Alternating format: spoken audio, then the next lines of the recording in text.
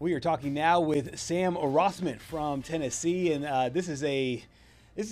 have a really interesting athletic program. It's been through an interesting, I would say, 6-7 weeks or so with a new baseball coach. Football's kind of been up and down. Basketball's now starting off to a really nice hot streak here. If you can put a ribbon on the last 2 months of work for you guys there in the office, how's it been? It's been busy. Yeah, that's how I would say. It's been really busy. We've just been doing, I think my day yesterday explains everything. So we started the day at football. Then I went over to a soccer press conference because soccer is also hosting regionals here this weekend. And then I went to basketball. And then, so I think that really kind of says it. It's been calm for baseball this week, which is nice. Oh, but other Sam went to the fall scrimmage on Sunday. So, it's just a hodgepodge of everything right now. I know. It's fun, but it's also very, very busy, I know. So we really appreciate your time. Let's talk football first. I know this weekend, obviously, not necessarily one that fans will get a lot hype for, obviously, with New Mexico State coming into town. But had a couple of weeks to chew on that game against Oklahoma. What's been the overall message that you've heard from this football team that had such high aspirations to get back to the college football playoff and seemingly, obviously, those dreams now dashed?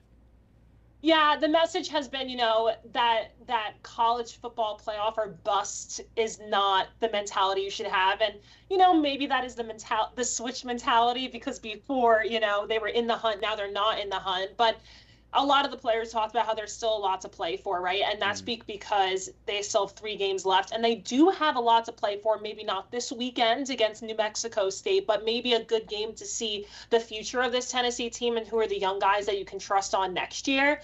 But then you're trying to win in the swamp, which you haven't done in 2 decades, right? So not saying that would be, save the season, but that's still a big accomplishment that this team is trying to do, especially with the season that Florida has been having. It seems like it's the green light, right, for Tennessee to end that streak. They weren't able to end the Alabama streak. Well, they can end that Florida streak. And then Vanderbilt is still in the hunt, and it's switched from last year because Tennessee went to Vandy to try to, punch its ticket. All they had to do is win. It might be that situation in 2 weeks, and Tennessee can stop Vandy from punching its ticket. And I don't know. If Tennessee loses to Vandy, I don't know what's going to happen in this town. So let's just keep fingers crossed that Tennessee can get the job done. It'll be a long 4 months until baseball, let me tell you that. Yeah. When you were playing the video from just a moment ago and Patrick was playing it, it made me think of Alabama fans. And Alabama fans can be a little ridiculous, especially with what Coach wears. He wears these black hoodies, and they're like some incredible 13-2. When he wears anything else, they're like 1-4.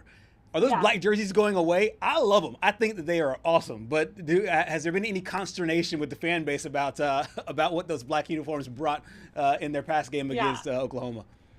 That's funny because Tennessee actually came into that game 4-1 in the black jerseys and had won 3 straight. Yeah. So they liked the black jerseys. Now, I don't know if that's going to change now because of what happened with Oklahoma. Right. But is that me?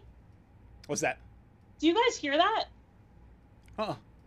Hear what? Okay, I'm so sorry. I think that was my Twitter that was just making it was like music. Sorry. I was getting very distracted. I totally lost focus. I'm so sorry.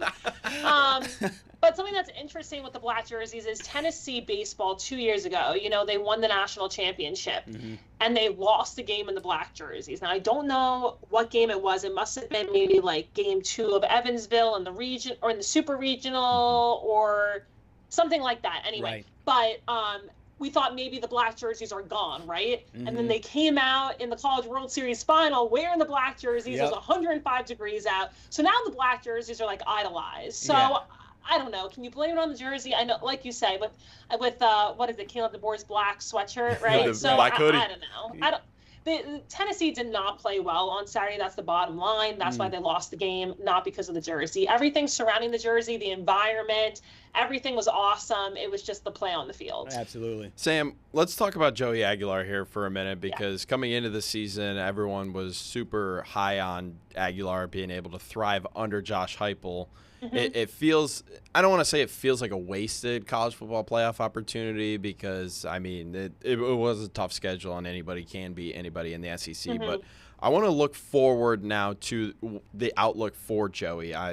As I think he's out of college eligibility as the rules stand right now. Could you see him unless playing? Pavia decides to create a new law. I think he did say that he was going to try to fight it, even though he wasn't going to play in it. But let's just say he is out of eligibility after this year. Could you see him starting next year in the NFL? Starting, I don't know. I do think teams will give him a shot. I don't know if that will be a late draft pick or an undrafted free agent situation, but I think he has proved that he's been, we call him Accurate Aguilar. He's been really accurate. Yes, does he make some decisions throwing into double, triple coverage, maybe that he would want to have back? For sure. But again, this is his first season in the SEC, and I don't think anyone thought that he would play this well going into the season, right? So I think he's really proven that he can play with the best of the best. You saw him going up against Gunnar Stockton when they were able to do that shootout against Georgia. He's had some really good games. Unfortunately, Oklahoma was one of his worst games, and that's when you needed a performance like that. But I do think that he's shown enough that he can, people are interested. Absolutely. We got a chance to hear from the head coach, who was a former quarterback himself, on Joey Aguilar. Here's Josh Heupel. I want to see growth. That's a lot of different things in a lot of different areas, but this is our next opportunity. Play hard, play smart for 60 minutes. What happens after, that's after. You can't control any of that. So same thing that we talk about, consistently in our program, all phases of the year, control and win right now. Sam, one of the big things I think with Josh Heupel that makes him so special is his development of quarterbacks. We saw it last year with Nico. We saw it this year with Joey. Joey had to win the job in fall camp. You did a great job articulating that as that quarterback battle went on. As they look forward to next season, let's just say Patrick is right. He's not back on Rocky Top and nothing breaks his way. Do you think that Coach Heupel will want to once again go back into the transfer portal? Or maybe develop some of his own guys? What would you think the quarterback room looks like going into the spring and next year? It's really interesting because before Joey, I would have said he wouldn't have gone into the transfer portal because he usually develops his guys.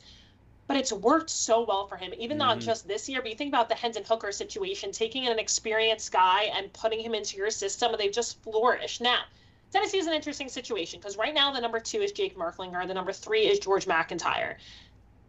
I would be surprised if Jake is still here next year. You think he moves on. He hasn't gotten a shot. He's a talented kid, right? I think he can be a starter somewhere else. I think he sees the writing on the wall that maybe he's not going to earn that starting spot here. Now, next year, Faison Brandon comes in. Are you going to start a true freshman? Yes, he's a 5-star that everyone's excited about, but can you start a true freshman?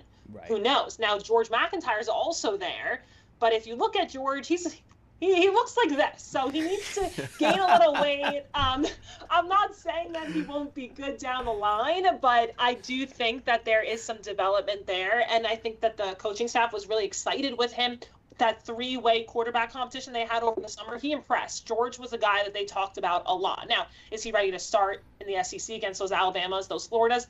Probably not. Right. So I think if I'm Josh Heupel, which I definitely am not, I would go out into the transfer portal and get an experienced guy that has shown grit and that hardworking, a guy like Joey or a guy like Hendon that just loves the game and kind of was overlooked throughout his career and maybe always believed in himself but never had the opportunity to start in the SEC, because what he's done with Joey has been really impressive, right? Joey has like 4 months to get accustomed, and he has been the highlight of Tennessee's season this far. So I would not be surprised if he goes into the portal, but then you have a situation where, again, you're trying to keep these guys here. You're trying to keep these guys paid. You have George, who's a homegrown kid.